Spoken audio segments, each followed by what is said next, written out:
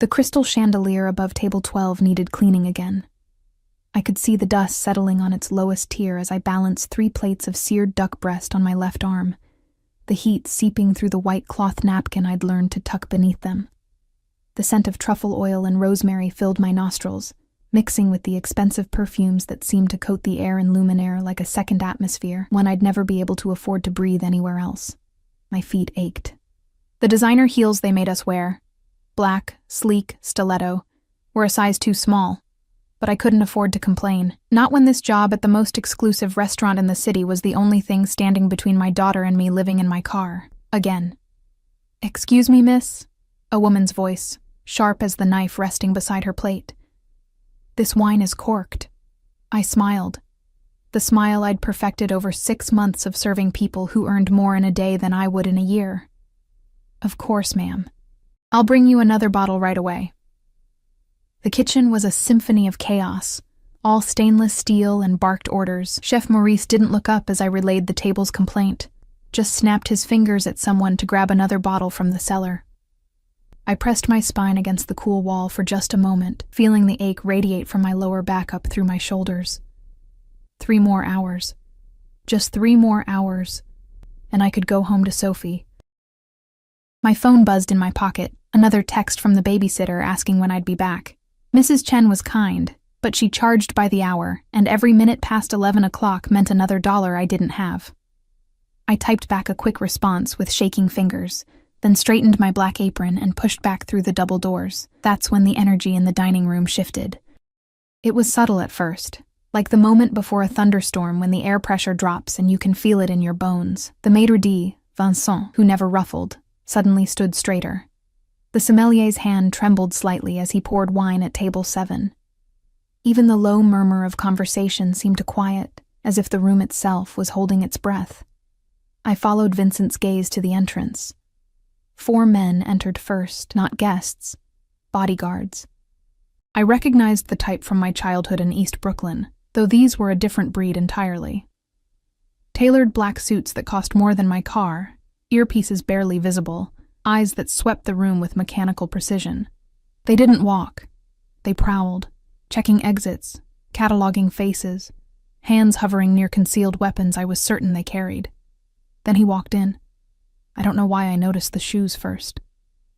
Black leather, polished to a mirror shine, custom made certainly, the kind that whispered wealth with every step against the marble floor. My gaze traveled upward.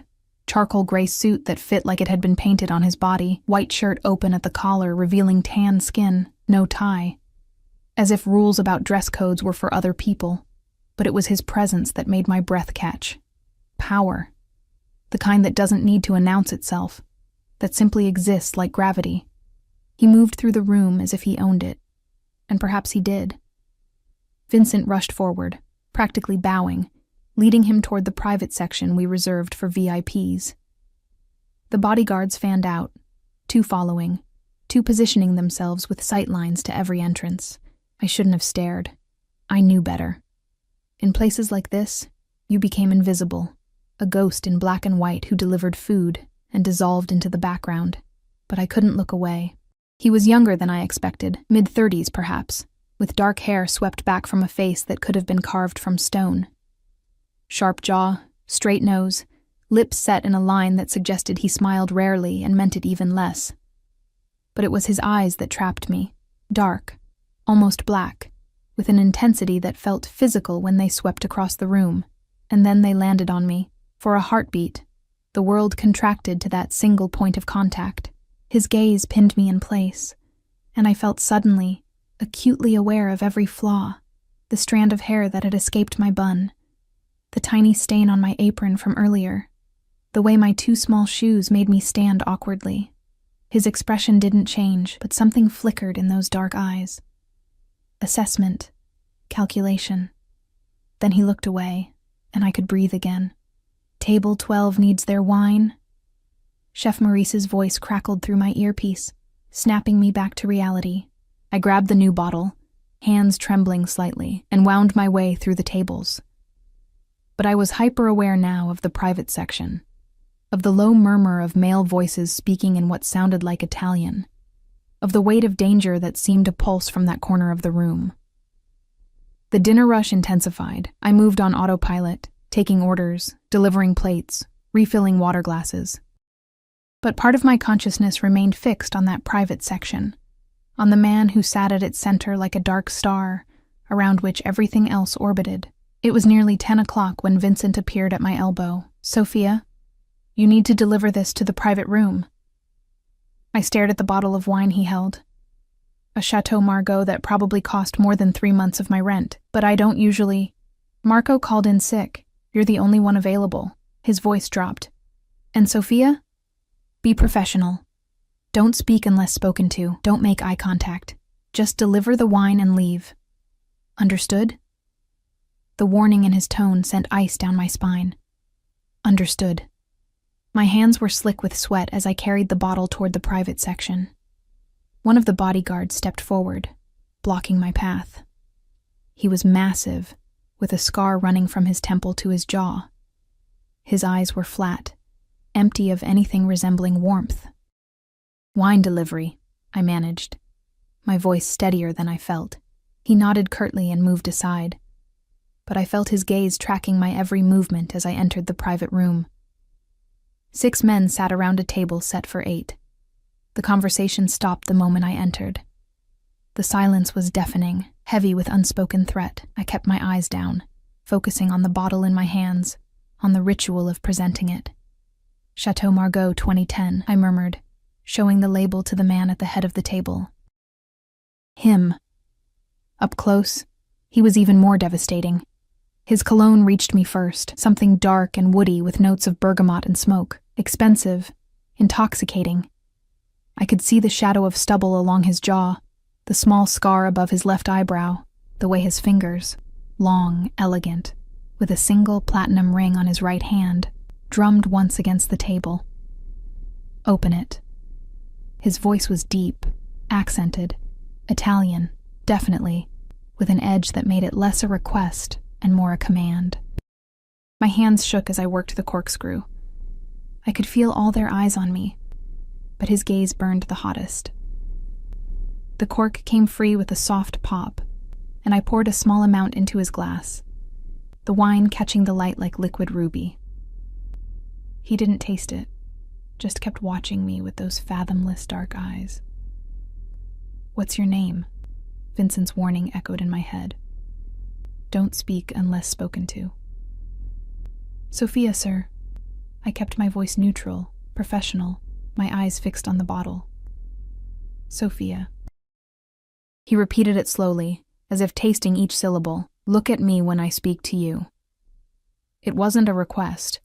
I lifted my eyes to his, and the impact stole my breath. There was something predatory in his gaze, something that spoke of danger and dark promises, but also curiosity. As if I were a puzzle he was trying to solve. "You're afraid of me." Not a question. A statement. I swallowed hard. "I'm just here to serve your wine, sir." The corner of his mouth twitched, almost a smile, but not quite. "Smart girl. Fear is healthy. It keeps you alive." One of the other men laughed, a cold sound that made my skin crawl. "Since when do you chat with the help, Dante?" Dante. His name was Dante. "Since she has interesting eyes," he replied, still watching me. "Finish pouring." I moved around the table, filling each glass with hands that somehow remained steady, despite the terror flooding my veins. I could feel the weight of their attention, the way they assessed me like wolves studying prey, but it was Dante's gaze that followed me, that burned into my skin like a brand.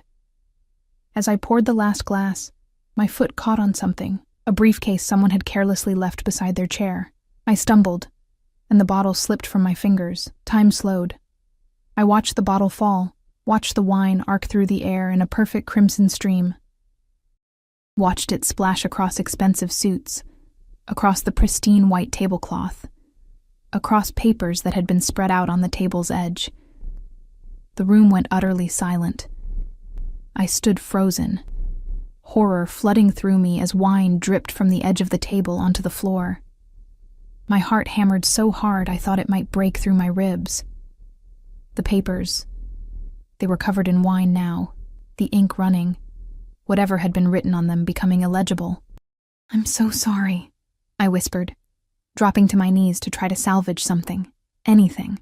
"I'm so sorry, I didn't mean—" "Stop!" Dante's voice cut through my panic like a blade. I looked up to find him standing, wine staining his shirt, his jacket. But it was his expression that terrified me.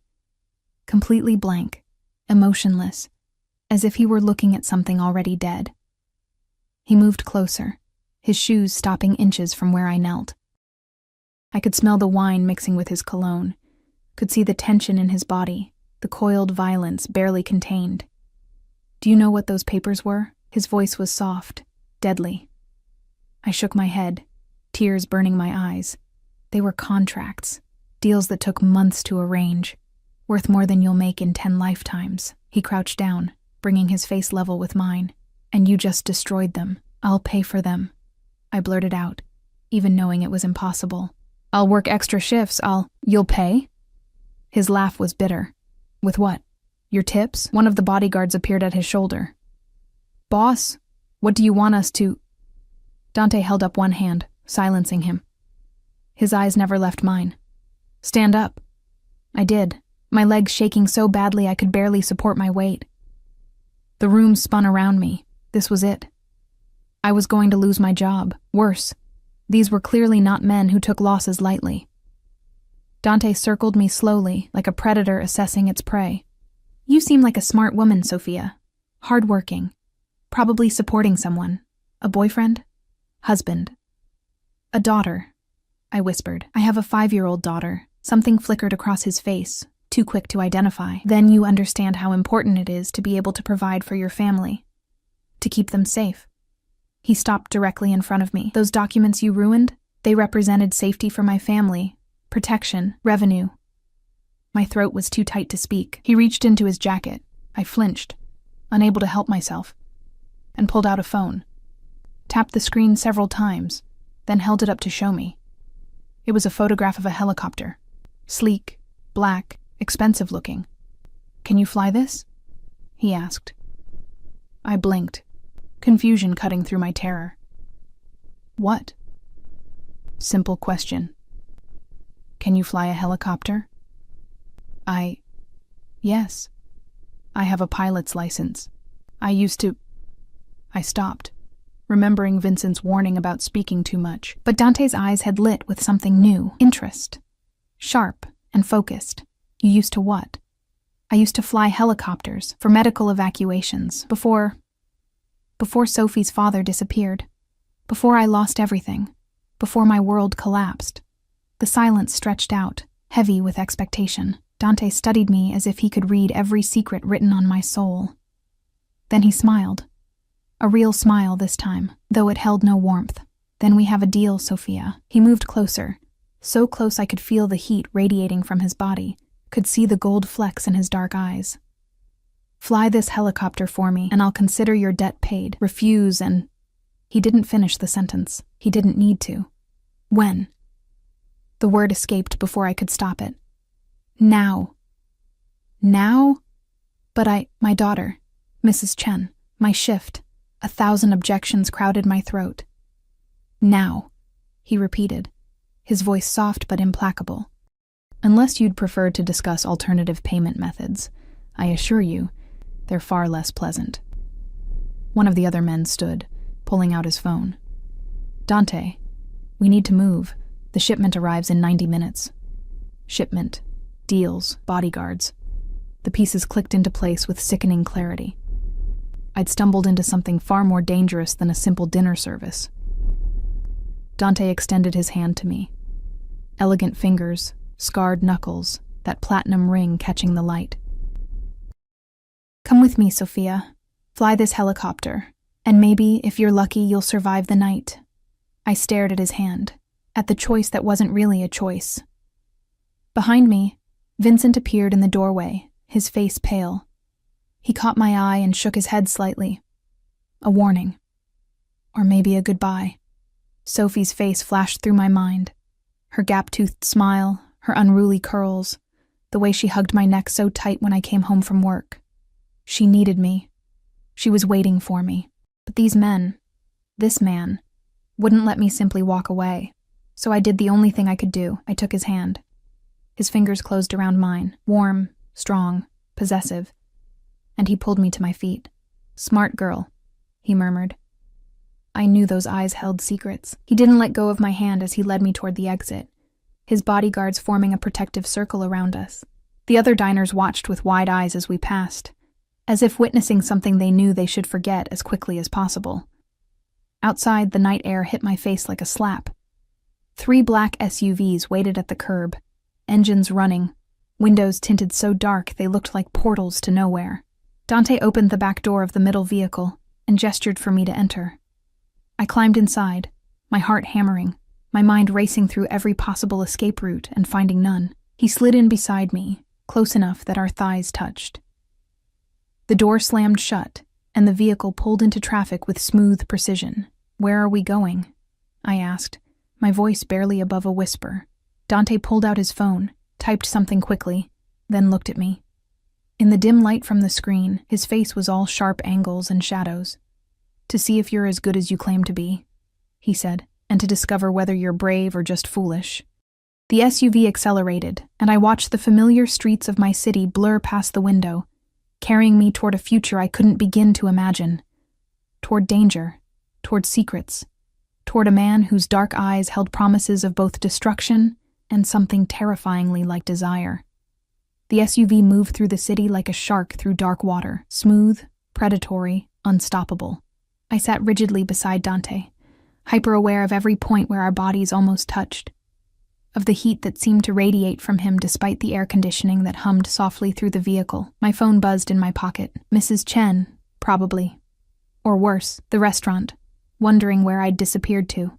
I reached for it instinctively, but Dante's hand shot out, catching my wrist with surprising gentleness. "No calls," he said quietly. "Not until this is done. My daughter will be fine for a few hours." His thumb pressed against my pulse point, and I knew he could feel how fast my heart was racing. "Who watches her?" "A neighbor. Mrs. Chen. She'll be worried if I don't." He released my wrist and pulled out his own phone, typed something quickly. "Name and address." I stared at him. "Why?" "Because I'm going to have someone deliver a message that you're working late, along with enough money to cover her time and her silence." He looked at me expectantly. "Unless you'd prefer she call the police looking for you?" The casual way he said it, the implication that police involvement would be bad for both of us, sent ice down my spine. But he was right. Mrs. Chen would panic if I didn't show up. She might call someone, and something told me that would end badly for everyone involved. I gave him the information, watching as he texted it to someone. Within seconds, a response came back. He showed me the screen briefly, a simple thumbs-up emoji. "Done," he said. "She'll have the message within 20 minutes. "How much money?" "Enough." He slipped the phone back into his pocket. "You ask a lot of questions for someone in your position." "My position being what, exactly? Kidnapped? Coerced?" The man in the passenger seat, one of the bodyguards from the restaurant, turned slightly. "You want I should explain to her how to speak respectfully, boss?" "No, Marco." Dante's voice held a note of amusement. "I appreciate honesty. It's rare in my world." He shifted to face me more fully. "You're not kidnapped, Sophia. You're fulfilling an obligation. You destroyed something valuable. Now you're making restitution. That's how business works." "This isn't business. This is..." I stopped, suddenly aware that I was arguing with a man who clearly held my life in his hands. "This is what?" He leaned closer, and I could smell his cologne again, that intoxicating mix of smoke and bergamot that seemed to wrap around my senses. "Say it." "Illegal," I whispered. He laughed, a genuine sound that transformed his face completely. For a moment, he looked younger, almost approachable. Then the moment passed, and the dangerous mask slid back into place. "Everything I do exists in shades of gray, Sophia. Legal, illegal. These are concepts for people who have the luxury of choice." His hand moved to my face, fingers grazing my cheek with shocking gentleness. "You, for example. You have a helicopter license, but you're working as a waitress. Why?" I pulled back from his touch, pressing myself against the door. "That's none of your business." Everything about you became my business the moment you spilled wine on $10 million worth of contracts. His voice hardened. So answer the question, why isn't a licensed pilot flying? The SUV turned onto a highway, picking up speed. Through the windshield, I could see the other two vehicles keeping pace, one ahead, one behind. A convoy. Protected. Planned. I lost my certification, I said finally. Temporarily. There was an incident. A medical emergency during a flight. The patient died. There was an investigation. They found I'd been working triple shifts, that I was exhausted. They suspended my license for 6 months. When do you get it back? 2 weeks ago. His eyebrows rose. So you're fully certified, current, legal. Yes, but I haven't flown since... You remember how? I thought of the countless hours in the cockpit. The way my hands had known every control as intimately as my own heartbeat. The freedom of lifting off the ground, of seeing the world spread out below like a map of infinite possibilities. Yes, I admitted. I remember. Good. He settled back in his seat, looking satisfied. Then tonight should be interesting. We drove for another 30 minutes, leaving the city behind. The landscape changed from buildings to industrial parks to empty stretches of darkness punctuated by distant lights. I tried to memorize the route, the turns, anything that might help me later, but the windows were so heavily tinted that I could barely make out landmarks. Finally, we turned onto a narrow road that led to what looked like an abandoned airfield. Weeds grew through cracks in the concrete. Old hangars stood like skeletal giants against the night sky. But as we drove closer, I could see light spilling from one of the structures, and the distinctive silhouette of a helicopter parked on a cleared section of tarmac. The SUV stopped, and Marco opened the door. Let's move. We're behind schedule. Dante climbed out and extended his hand to me again. I ignored it this time, stepping out on my own, my heels clicking against the concrete. The night air was cooler here, carrying the scent of fuel and rust and something else. Marijuana, maybe, or chemicals I couldn't identify. The helicopter was exactly like the photo he'd shown me. Sleek, black, expensive. An Airbus H125 if I wasn't mistaken. Single engine, light utility, capable of carrying up to 6 passengers. My fingers itched to touch it, to run pre-flight checks, to feel the controls respond to my hands again. Beautiful, isn't she? Dante stood beside me, close enough that our shoulders brushed. I acquired her 6 months ago, but my usual pilot is unavailable tonight. Unavailable or dead. The words slipped out before I could stop them. He smiled. That cold, dangerous smile. Does it matter? 3 more men emerged from the hangar, not bodyguards, but workers of some kind. They carried large duffel bags which they loaded into the helicopter's cargo area with practiced efficiency. I tried not to think about what might be in those bags. Drugs, money, weapons. Nothing good. Your job is simple, Dante said, his hand finding the small of my back, guiding me toward the helicopter. You fly us to a specific location. You wait while we conduct our business. You fly us back. That's all. Where?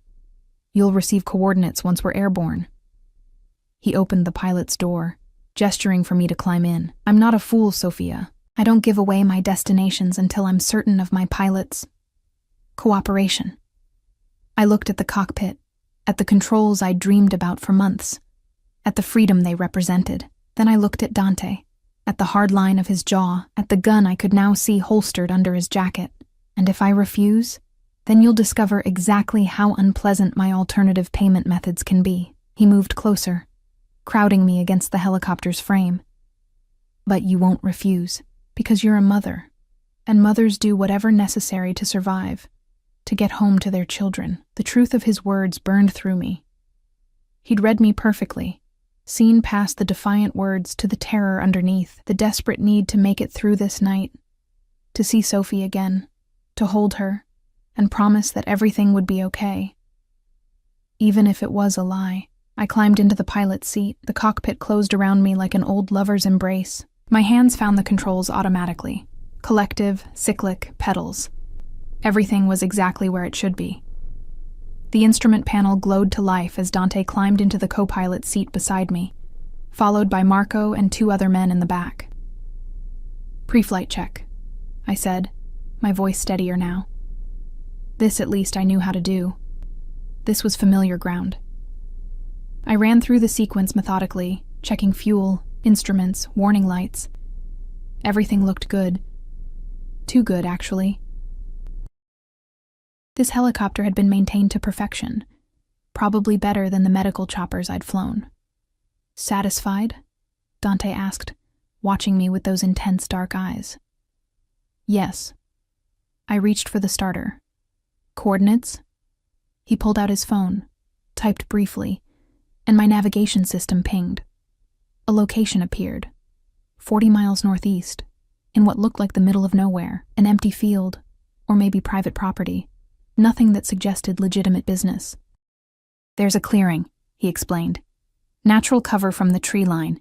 You'll land, we'll be gone approximately 20 minutes, then we fly back. Simple.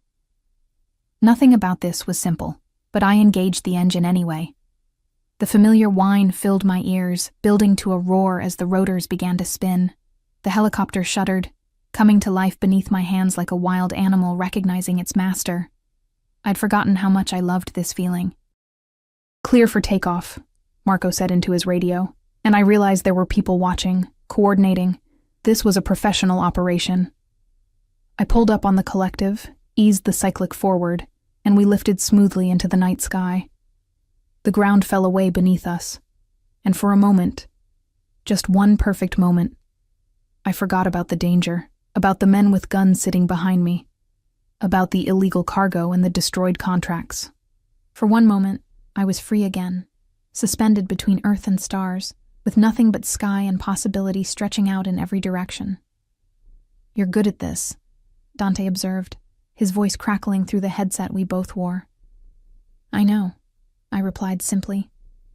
He laughed. Confidence. I like that. We flew in silence for a while, following the coordinates northeast. Below us, the city's lights gave way to suburbs, then rural darkness broken only by occasional farmhouses and long stretches of empty highway. The helicopter responded beautifully to every adjustment, every minor correction. Whoever maintained this machine knew what they were doing. You said there was an incident, Dante said suddenly. A patient died.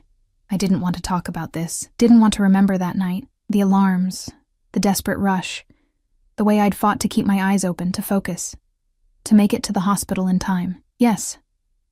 What happened? I told you. I was exhausted. I'd been working triple shifts for weeks, trying to make enough money to... I stopped, swallowing hard. It doesn't matter. I made a mistake. Someone died, that's all. That's not all. His voice was quiet but insistent. Tell me. Maybe it was the darkness, the intimacy of the cockpit, the surreal quality of flying a Mafia helicopter through the night sky. Maybe I was just tired of carrying the weight alone. Whatever the reason, I found myself talking. Sophie's father left when she was 2, I said, keeping my eyes on the instruments. He worked for someone. I never knew who exactly. He was always vague about his job. Good money, he said. Money for our future. Then one day he came home terrified. Said he'd made a mistake, that people were coming for him, that we all needed to disappear. I adjusted our heading slightly, compensating for wind. He left that night, told me to pack a bag, take Sophie and run. But I didn't believe him. I thought he was being paranoid or dramatic or, I don't know. I didn't run, and he never came back. Did they find him? I don't know. He just vanished, and suddenly all his accounts were frozen. Our savings.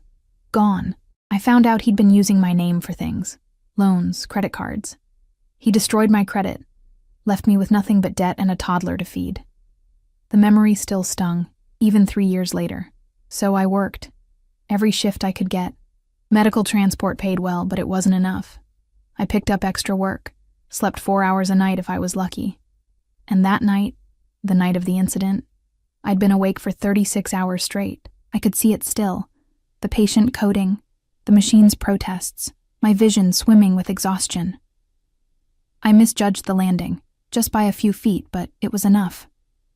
The delay meant he didn't get to surgery in time. He died on the operating table, and they blamed you. They were right to blame me. I was responsible. I should have called in sick, should have said no to the extra shift. But I needed the money, and someone needed a pilot, and I thought I could handle it. Silence filled the cockpit. I risked a glance at Dante and found him watching me with an expression I couldn't read. Not pity. I would have hated pity. Something else. Understanding, maybe. Sophie's father, he said slowly. What was his name? Marcus. Marcus Delgado. Why?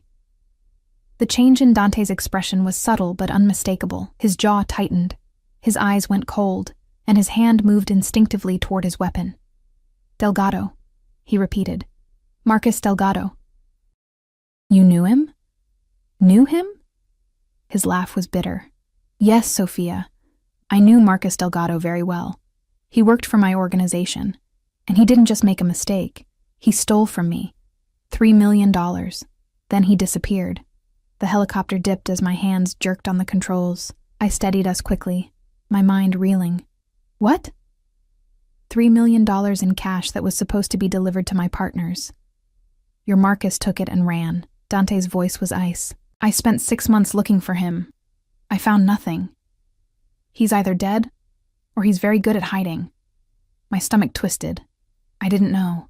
I swear, I didn't know. I believe you. He studied me carefully. You're too honest to be a good liar, too transparent. If you'd known, you would have run too. Is that why? My throat closed. Is that why you're being so? When I spilled the wine, you could have just had me fired, or worse. But instead I found out Marcus Delgado's woman can fly helicopters. His smile was sharp as a knife. The universe has a sense of humor, doesn't it? The clearing appeared ahead, exactly as promised, a natural opening surrounded by dense trees. I focused on the landing, pushing away the implications of what I'd just learned. Steady approach, watch for obstacles, gentle descent. We touched down perfectly, the skids settling onto grass with barely a bump. Well done, Dante said, unbuckling his harness. Wait here.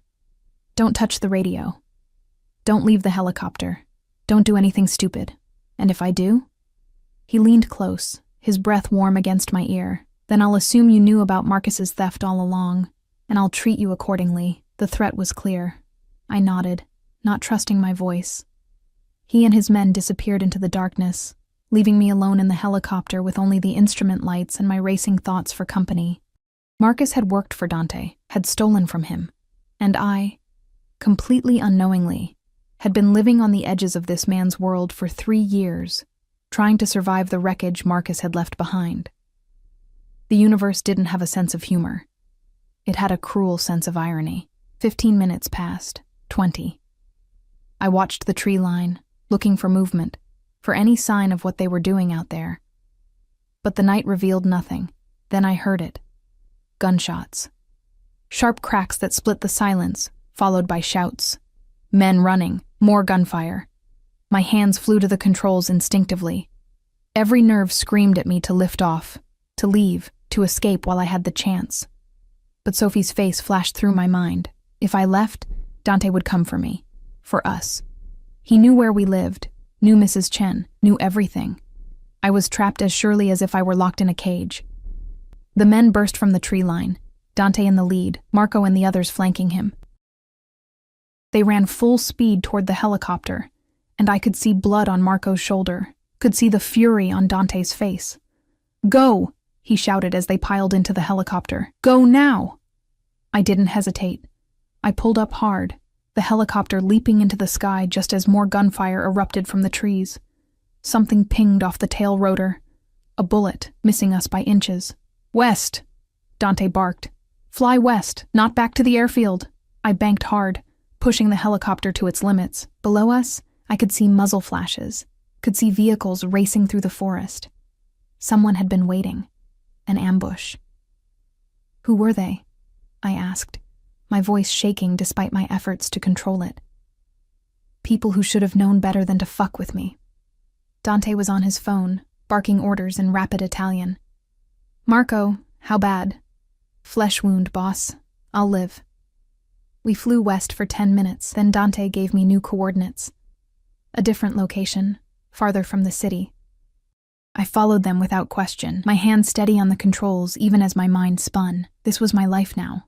This was the price of a spilled bottle of wine and a father's betrayal. This was the cage I'd flown myself into. And the man beside me, dangerous, powerful, connected to the worst moment of my past, held the only key. The new coordinates led us to what looked like an industrial complex. Warehouses and shipping containers arranged in neat rows, lit by harsh fluorescent lights that carved geometric shadows into the night. I brought the helicopter down in a designated landing zone, a painted circle on concrete that suggested this wasn't the first time someone had landed here. The moment the skids touched ground, men appeared from seemingly nowhere. Not rushing, but moving with purpose, taking the duffel bags, speaking in low voices to Dante's crew, their eyes constantly scanning the perimeter. "Out," Dante said, already unbuckling his harness.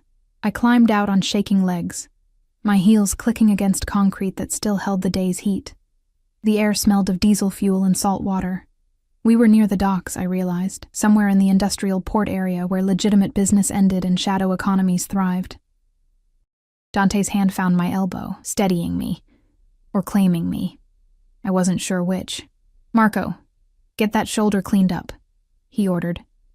"Luca, I want a full report on what the fuck happened back there in 10 minutes. Everyone else, standard lockdown protocol." The men dispersed efficiently, leaving us standing beside the helicopter. Dante's jaw was tight, his body radiating barely contained fury. Blood spattered his white shirt. Marco's blood, I hoped, not his own. "You did well tonight," he said finally, his voice carrying an edge I couldn't identify. That was combat flying, not easy for someone who's been grounded for months. I told you I remembered how. Remembering and executing under fire are different things. His dark eyes swept over me, assessing. "You're full of surprises, Sofia Delgado."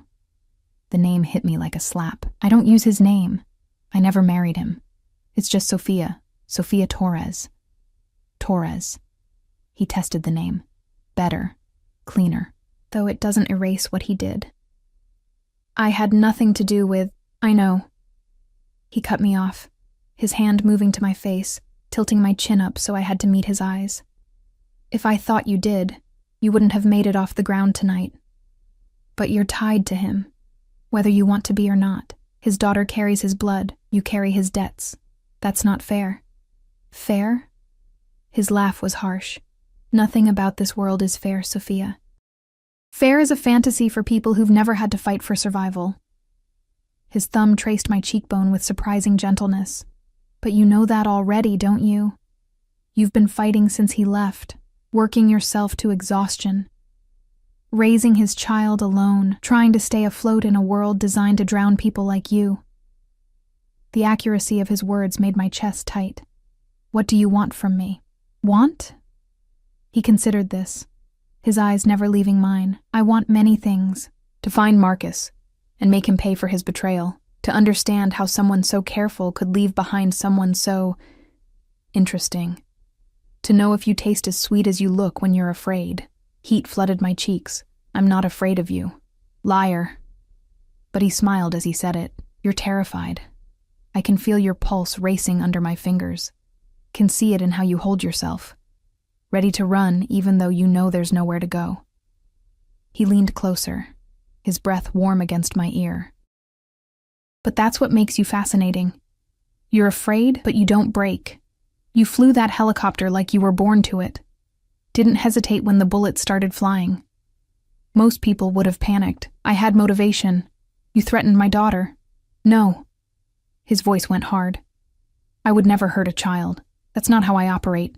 But I let you believe I might, because fear is a useful tool, and you needed motivation to cooperate." I pulled back, anger cutting through the fear. "So this was all manipulation? Testing me?" "Everything is a test, Sofia. Every moment. Every choice. How you react tells me who you are, what you're worth."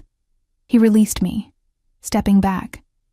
"And you've proven you're worth considerably more than a ruined bottle of wine." A man approached.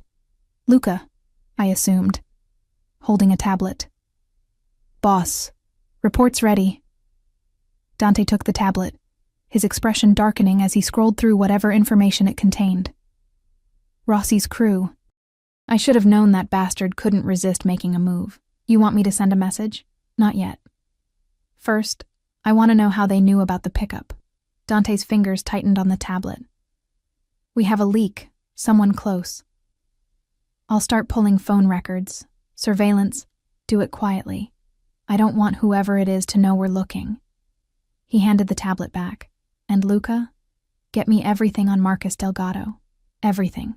Where he is, what he's been doing, every place he might have hidden my money. Luca's eyes flicked to me, then back to Dante. All of it, boss? All of it. When Luca left, I found my voice. You think Marcus is still alive?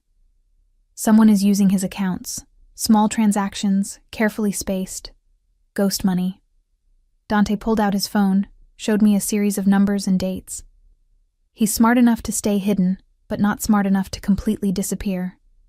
He's out there somewhere, living on what he stole from me, the numbers blurred before my eyes. While I'd been working myself to exhaustion, barely surviving, Marcus had been alive, had been spending stolen money, had abandoned Sophie and me to save himself. The betrayal felt fresh all over again. I hope you find him, I said quietly. I hope you make him pay for everything he did. Dante studied me with those penetrating dark eyes. Careful what you wish for, Sophia. My version of payment isn't gentle. I don't care. He left us with nothing. Less than nothing. Debt, danger, destroyed credit. He left his daughter without a father, so whatever you do to him, I met his gaze steadily. He deserves it. Something shifted in Dante's expression. Respect, maybe, or recognition. You're harder than you look. I'm a mother. We do what's necessary.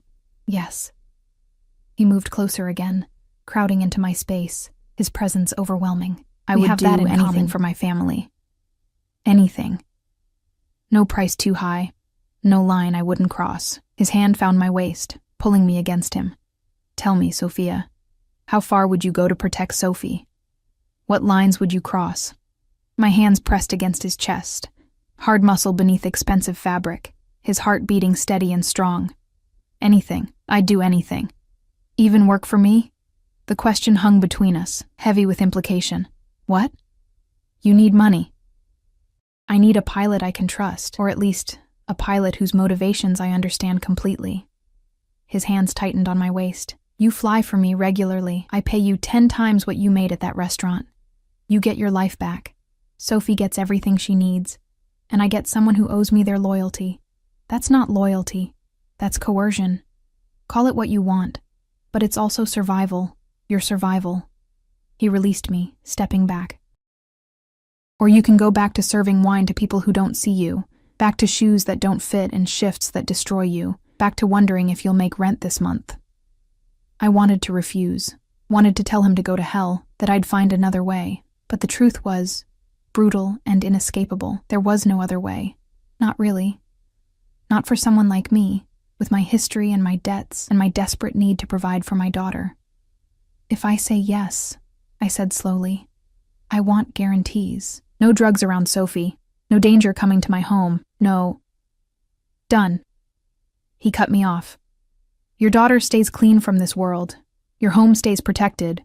You work, you get paid, you go home to her. Simple. Nothing about this is simple. No, he agreed, but it's better than the alternative, better than waiting tables and hoping nobody notices how badly you're drowning. He was right. God help me. He was right.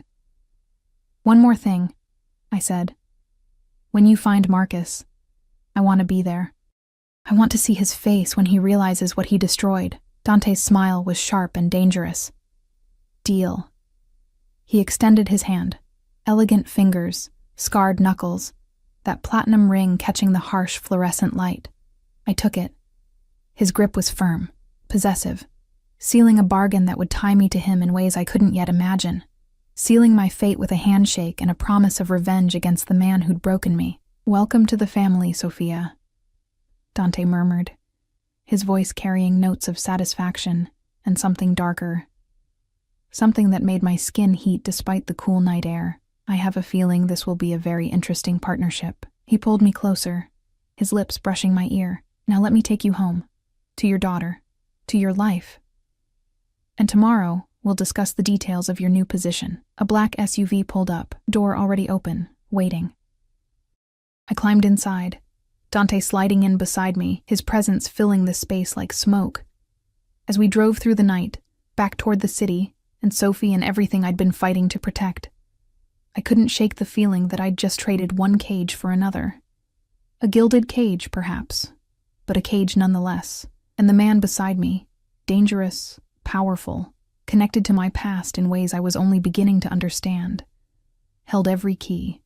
The SUV pulled up to my apartment building 40 minutes later, a worn 3-story walk-up in a neighborhood that had seen better decades.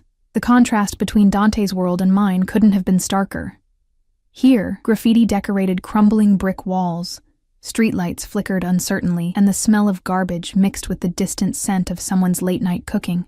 Dante's expression didn't change as he surveyed my building, but I felt the judgment anyway. This was poverty. Real, grinding poverty that no amount of wine-stained contracts could truly understand. "Wait here," he told Marco, then turned to me. "I'll walk you up." "That's not necessary." It wasn't a request. He opened his door, came around to mine, and extended his hand. I ignored it, climbing out on my own. My feet screamed in protest. Those 2 small heels had been torture for hours now. I wanted nothing more than to kick them off, to collapse into bed, to pretend this entire night had been some fever dream. But Dante's hand found the small of my back again, proprietary and warm, guiding me toward the building's entrance. Mrs. Chen's apartment was on the 1st floor. Light spilled from under her door, and I could hear the television, some late-night talk show she always watched. I knocked softly, not wanting to wake Sophie if she'd already fallen asleep on Mrs. Chen's couch like she usually did. The door opened immediately. Mrs. Chen's weathered face appeared, her expression cycling from relief to confusion as she registered Dante standing behind me. Her eyes widened, taking in his expensive suit, his commanding presence, the danger that seemed to radiate from him like heat. "Sophia," she said carefully in accented English. "Your friend came earlier with the message and the money. I'm sorry I'm so late, Mrs. Chen. Work ran longer than expected." "Yes, I see." Her gaze flicked to Dante again, questions clearly burning behind her eyes. But Mrs. Chen was old school. She understood when not to ask. "Sophie is sleeping. I carry her upstairs for you? I'll get her." I moved past Mrs. Chen into the small, cramped apartment that smelled of jasmine tea and mothballs. Sophie was curled on the worn couch, her dark curls spread across a pillow, one small hand clutching the stuffed rabbit she'd had since birth. My heart clenched. She was so small, so innocent, so completely unaware of the world I'd just stepped into, the world that now surrounded us whether I wanted it to or not. I gathered her carefully into my arms. She mumbled something in her sleep, burrowing against my shoulder, her warm weight, familiar and precious. This was why I'd made every choice tonight. This was worth any price. When I turned, Dante was standing in the doorway, watching us. Something flickered across his face. Longing, maybe, or pain. It was gone so quickly I might have imagined it. "Thank you, Mrs. Chen," I said quietly. "I'll see you tomorrow?" Yes, you rest now." She pressed something into my hand, the money Dante's man had brought, I realized. Far more than I owed her. Too much.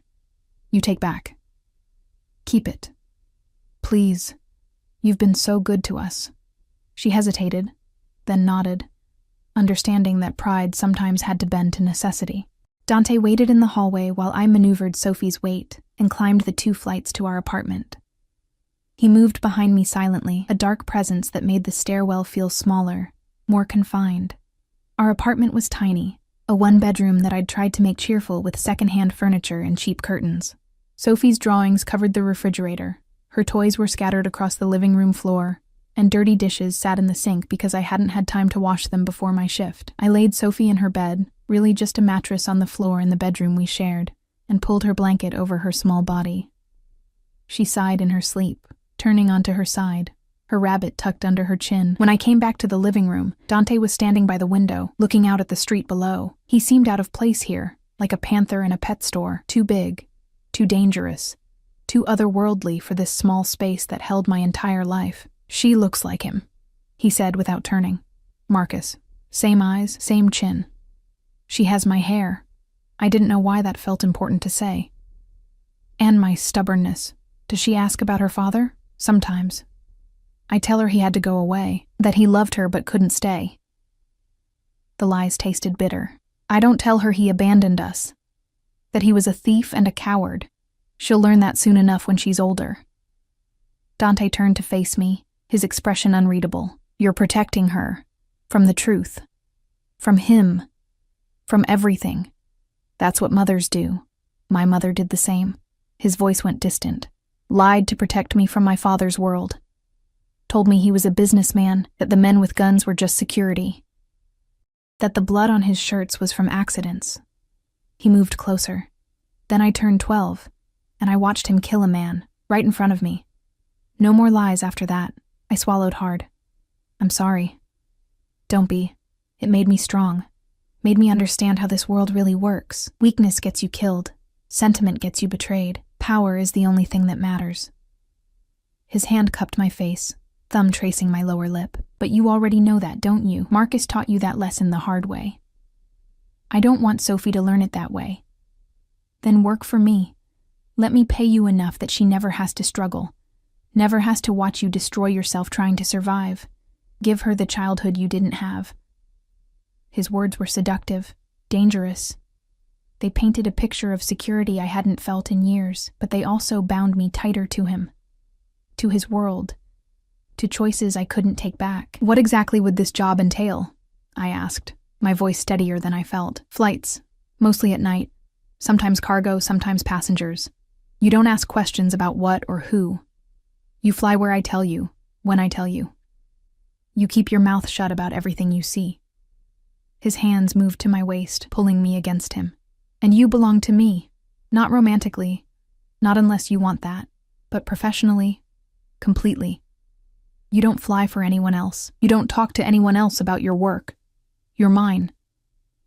The possessiveness in his voice should have terrified me. Instead, it sent heat through my body, a response I didn't want to examine too closely. "And if I want out eventually, then we renegotiate. I'm not a prison warden, Sophia. But leaving requires notice, requires ensuring you won't become a liability." His eyes searched mine.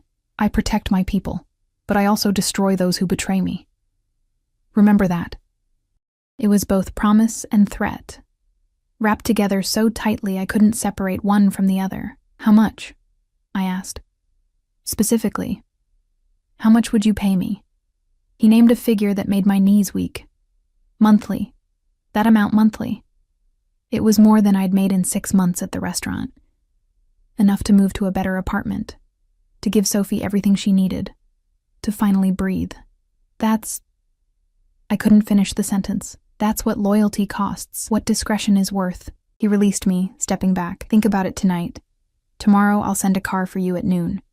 We'll discuss details, draw up a contract, make this official." "But Sophia?" His voice went hard. "Once you sign, you're committed. There's no changing your mind. No backing out because you get scared or develop a conscience. Understand?" I nodded, not trusting my voice. He moved to the door, then paused, looking back at me. Standing there in my cheap apartment with my sleeping daughter in the next room, and desperation written all over my face. "One more thing," he said softly. "Marcus took something from me, $3 million. If you help me find him, if you give me information that leads to his capture, I'll give you 10%, $300,000, enough to truly start over." The number was staggering, life-changing, but it meant betraying Sophie's father, helping the man who would certainly kill him. "He deserves what's coming to him," Dante continued, reading my hesitation correctly. "He stole from me, lied to you, abandoned his child. Justice, Sophia, not revenge. Justice." He left before I could respond, the door clicking shut behind him with a finality that echoed through my small apartment. I stood there for a long time, listening to Sophie's soft breathing from the bedroom, feeling the weight of choices pressing down on me like physical things. Tomorrow, I would either sign a contract with the devil or go back to drowning slowly in poverty and exhaustion. Tomorrow, I would either embrace this new gilded cage or condemn Sophie and myself to continue struggling in the old one. But tonight I just crawled into bed beside my daughter, held her small, warm body close, and let myself cry silently into the darkness. For Marcus's betrayal, for the life I'd lost, for the woman I'd been before tonight, and for the woman I was about to become. The black SUV arrived at exactly noon, as promised. I'd spent the morning in a fog, getting Sophie ready for kindergarten, walking her to the bus stop, watching her climb aboard with her oversized backpack and gap-toothed smile. She'd asked why I wasn't wearing my work uniform, and I'd told her I had a meeting, a new job opportunity, not quite a lie, but not the truth either. I'd dressed carefully, the only professional outfit I owned, a navy dress I'd bought secondhand for job interviews that never went anywhere. My hair was pulled back, minimal makeup, sensible flats instead of heels. I wanted to look competent, in control, even though I felt anything but. Marco was driving again, his shoulder bandaged but his expression stoic. He didn't speak as I climbed into the back seat, just pulled into traffic with practiced efficiency. We drove to a part of the city I rarely visited, where old money lived in renovated brownstones and new money built glass towers that scraped the sky. The SUV pulled up to one such tower, all gleaming steel and tinted windows that reflected the clouds. "Penthouse," Marco said, his first words to me. "He's expecting you." The elevator required a keycard to access the top floor. Marco swiped his, pressed the button marked PH, and stepped back as the doors closed. I watched the numbers climb, 20 floors, 30, 40, my stomach dropping with each ascending level. The doors opened directly into an apartment that stole my breath. Floor-to-ceiling windows overlooked the entire city, offering a view that probably cost more per month than I'd earned in a year. The space was decorated in shades of black, white, and gray. Modern, minimalist, expensive. Everything from the leather furniture to the abstract art on the walls screamed wealth and power. Dante stood by the windows, backlit by afternoon sun, talking on his phone in rapid Italian. He was dressed more casually than last night. Black slacks, white shirt with the sleeves rolled up, no jacket, but he looked no less dangerous. If anything, the casual attire made him seem more predatory, like a wolf temporarily pretending to be domesticated. He ended his call as I stepped out of the elevator, his dark eyes tracking my movement across the polished concrete floor. "Sophia. Punctual. I appreciate that." He gestured to a seating area. "Coffee? Water? Water, please." He moved to a bar area, returning with 2 glasses of water, ice clinking softly. His fingers brushed mine as he handed me the glass. Intentional, I thought. Everything this man did was intentional. "Did you sleep?" he asked, settling into the chair across from me. "Some." A lie. I'd barely slept at all, my mind racing through scenarios, consequences, escape routes that didn't exist. "But you came anyway. That tells me what I need to know." He pulled a folder from the side table, opened it. "This is your contract. Standard employment agreement. Salary as discussed. Paid monthly into an account we'll set up for you. Benefits included health insurance, life insurance, even a retirement plan." I almost laughed at that last part. Retirement plan. As if I'd survived long enough to retire from this world. There are clauses about confidentiality, about loyalty, about what happens if you breach either. He slid the contract across to me. "Read it carefully. Take your time. This is not a decision to make lightly." I read through the pages slowly, my legal knowledge limited but enough to understand the basics. The salary was exactly as promised. The benefits were generous, far better than anything I'd had before. But the penalty clauses made my blood run cold. Breach of contract resulted in immediate termination, of employment, and I suspected, possibly of life. "I need to ask something," I said, looking up from the pages. "Last night, you said you'd never hurt a child, that you have lines you won't cross, but this world, your world, it's built on violence, on hurting people. How do I know Sophie will really be safe?" Dante's expression softened slightly, the hard edges easing. "Come with me." He led me through the apartment to a room I hadn't noticed, a bedroom decorated in soft pinks and purples, with a canopy bed and shelves full of toys. A little girl's room, clearly loved and recently used. "My niece, Isabella," he explained. "She's 7. Stays with me sometimes when my sister needs help. This world I live in, it exists so she can be safe. So she can go to good schools, have nice things, never know hunger or fear. I would burn this entire city to the ground before I'd let anything happen to her." He turned to face me fully. "You think I'm a monster, and maybe I am, but monsters protect what's theirs.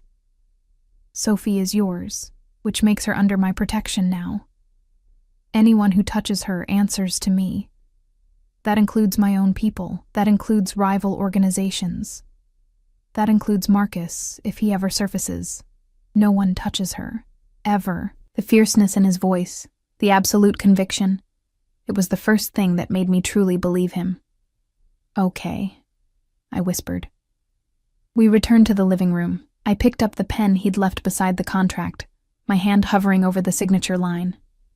"Once you sign," Dante said quietly, "everything changes. You can't go back to who you were before. You'll have money, security, protection. But you'll also have secrets. Blood on your hands, even if you never pull a trigger. Can you live with that?" I thought of Sophie's smile, of the apartment with heat that barely worked and the shoes that didn't fit, and the constant, grinding terror of not having enough, of working myself to death and still drowning. I thought of Marcus, alive somewhere, spending stolen money while his daughter went without. I thought of the freedom I'd felt last night. Flying through dark skies, my hands on controls that responded perfectly to my touch. I signed my name. Dante smiled. A real smile this time, reaching his eyes. "Welcome aboard, Sofia Torres. You start tonight. There's a shipment coming in at 10. Routine pickup and delivery. Consider it your first official flight. Tonight?" "But Sophie, I've already arranged for Mrs. Chen to stay with her. She'll be paid triple her usual rate. And Sophia?" He moved closer, his hand finding my chin, tilting my face up. "Get used to irregular hours. This job doesn't follow a 9-to-5 schedule." His thumb traced my lower lip again, that gesture that sent unwanted heat through my body. "There's one more thing we need to discuss. Marcus." My stomach tightened. "I have people looking, but they've found nothing. He's too careful, too well hidden. Unless..." Dante's eyes searched mine. "Unless he tries to make contact. Men like Marcus, they have patterns. They can't help themselves. Eventually, they reach out to what they've lost. Try to justify their choices, try to reconnect. He hasn't contacted me in 3 years. But if he does, when he does, you'll tell me immediately. You'll help me find him. That was part of our deal. And the money, the 300,000? The moment I have him, it's yours. Consider it a finder's fee and justice for what he did to you and Sophie." I should have felt guilty. Sophie's father, the man I'd once loved enough to have a child with. But when I searched my heart, all I found was cold anger. He'd destroyed us, left us to suffer while he hid like a coward. "When he contacts me," I said firmly, "I'll tell you everything." Dante's smile turned predatory. "Good girl." The weeks that followed blurred together in a strange new rhythm. By day, I was Sophie's mother, taking her to school, helping with homework, reading bedtime stories. Normal, domestic, safe. By night, I was Dante's pilot, flying cargo and passengers to locations I never questioned, landing in fields and rooftops and private airstrips that didn't appear on any map. The work was dangerous, illegal, everything I'd sworn I'd never be part of. But the money was real. Astonishingly, life-changingly real. Within a month, we'd moved to a new apartment. 2 bedrooms, heat that worked, a neighborhood where Sophie could play outside without me constantly watching for danger. I bought her new clothes, enrolled her in ballet classes she'd always wanted, filled our kitchen with food that didn't come from the discount bin, and I flew. God, how I flew. Every night in that helicopter, I felt alive in ways I hadn't since before Marcus left. The controls responded to my touch like extensions of my own body. The sky opened up before me, infinite and free. For those hours between takeoff and landing, I wasn't a struggling single mother or a criminal's employee. I was just a pilot, doing what I was born to do. Dante noticed. He always noticed everything. "You're smiling," he observed one night as we flew back from a delivery, just the two of us in the helicopter. He'd started accompanying me more often, sitting in the co-pilot seat, watching me with those intense dark eyes. I love flying. I'd forgotten how much. Marcus took that from you too. Your certification, your career. He took everything. He did, I agreed. But you gave it back. "I'm a generous man," he said with dark humor. "When people prove their loyalty." Our relationship had shifted over those weeks. The fear had faded, replaced by something more complex. Respect, maybe. Understanding. We'd developed a rhythm. He gave orders. I followed them. We both benefited. Clean. Professional. Except for the moments when his hand lingered too long on my waist, when his eyes tracked me with something beyond professional interest, when the air between us felt charged with possibility and danger in equal measure. I told myself it was just proximity, just the intimacy of working closely with someone powerful and attractive, nothing more. I was lying to myself. 3 months after I'd signed that contract, everything changed. I was getting Sophie ready for school when my phone buzzed. Unknown number.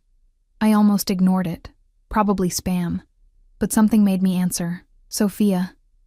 The voice was older, rougher, but unmistakable. "Marcus." My hand tightened on the phone. "Where the hell have you been? I can't talk long. I needed to hear your voice, to know you and Sophie were okay." Rage flooded through me, hot and pure. "Okay? You think we're okay? You left us with nothing, Marcus. Less than nothing. Do you know what the last 3 years have been like?" "I'm sorry." "God, Sophia, I'm so sorry. But I had no choice. They would have killed me. Killed all of us. I had to run. You had to steal $3 million and disappear." Silence. Then, "How do you know about that?" "Because I work for him now, for Dante. The man you stole from. The man who wants you dead." The sound Marcus made was between a laugh and a sob. "Jesus." "Sophia, you have to get away from him. He's dangerous. He'll use you and throw you away like you did?" I cut him off. "At least Dante pays me. At least he doesn't lie about who he is. At least he doesn't abandon his responsibilities. I never wanted to leave you. I loved you. I still don't." My voice was ice. "Don't you dare say you love me. You don't get to say that after what you did." "Sophie. Can I talk to her? Just for a minute?" I looked at my daughter, eating cereal at our new kitchen table, her feet swinging happily. She looked safe, content.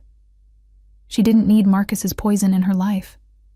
"No," I said firmly. "You lost that right. You're dead to us, Marcus. Stay dead." "Sophia, please." My hands were shaking. I hung up, my heart racing. For a moment, I just stood there, processing what had happened. Then I called Dante. He answered on the first ring. "Sophia."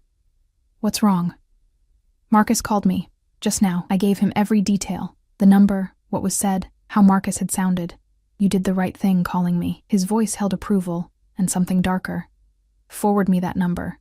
Don't answer if he calls again. We'll handle it from here." "Dante? The money, the 300,000, our deal, will be honored. You led me to him, even if indirectly. The money's yours." A pause. "Are you okay?" The question surprised me. I'd expected triumph, celebration that his enemy was finally within reach, not concern for my emotional state. "I don't know," I admitted. "I thought I'd feel different, hearing his voice. But I just felt angry and relieved that I could finally close that door." "Good. Anger is useful. It keeps you sharp." His voice softened. "Take the day off. Spend it with Sophie. I'll handle Marcus. Will you kill him? Does it matter?" I thought about that. About the man I'd loved, who'd given me Sophie, who'd then destroyed our lives. About justice and revenge and the price of betrayal. "No," I said finally. It doesn't matter. He made his choices. Now he lives or dies with the consequences. I'll call you tomorrow, Dante said. We'll discuss your bonus and next steps. He hung up, and I stood in my kitchen, watching Sophie finish her breakfast, completely unaware that her father had just called, that his fate had just been sealed. I felt no guilt, no remorse, just relief. 2 weeks later, Dante called me to his penthouse. When I arrived, he handed me an envelope. It's done, he said simply. Marcus is no longer a problem. I didn't ask what that meant, didn't want details. Just opened the envelope and found a bank statement showing a new account in my name. $300,000, exactly as promised. Thank you, I whispered. No, thank you. He moved closer, his hands framing my face. You proved your loyalty. You chose Sophie's future over misplaced sentiment. You chose us over him. I chose survival, same as always. No, his forehead touched mine, his breath warm against my lips. You chose strength. You chose to stop being a victim. And you chose to trust me with your secrets, your pain, your future. Dante, I know this started as coercion, as necessity, but it's become something else, hasn't it? For both of us. I couldn't deny it. Somewhere between that first terrified helicopter flight and this moment, something had shifted. Dante had become more than my employer. More than the dangerous man who'd pulled me into his world. He'd become my partner, my protector. The person who understood the darkness I now carried and didn't judge me for it. Sophie comes first, I said firmly. Always, that doesn't change. I know. And I respect that. Hell, I admire it. His thumb traced my cheekbone, but she's asleep right now. Mrs. Chen has her for the night, so right now it's just us. Just this. He kissed me. Finally, after months of tension and almost moments. Kissed me like a man who'd been holding back and had finally broken free of his restraints. And I kissed him back. Because I'd stopped being the terrified waitress who spilled wine and stumbled into danger. I'd become someone harder, stronger. Someone who flew through dark skies and made impossible choices and survived in a world that ate the weak. I'd become his, not his possession, his equal. His partner in this dangerous dance we'd begun that night in the restaurant. When we finally broke apart, both breathing hard, Dante smiled. That real smile that transformed his face and made him look almost human. Stay tonight, he murmured against my lips. Let me show you everything this life can offer. Everything you've earned. I thought of Sophie, safe with Mrs. Chen, of the money in my account that would secure her future, of the helicopter waiting below and the sky that was mine to claim. I thought of Marcus, wherever he was now, facing his own consequences. And I thought of myself, no longer drowning, no longer invisible, no longer alone. Yes, I said. It wasn't surrender. It was choice. For once in my life, I was choosing my own cage, my own chains, my own freedom. And I was choosing him, the man who'd started as my captor and become something infinitely more dangerous and infinitely more real, my partner in darkness, my path to survival, my unexpected salvation in a world where happy endings didn't exist. But sometimes, just sometimes, you could carve out your own version of happiness from the wreckage of everything you'd lost. I'd flown into his world on borrowed wings, expecting to crash. Instead, I'd learned to soar, and I was never coming down.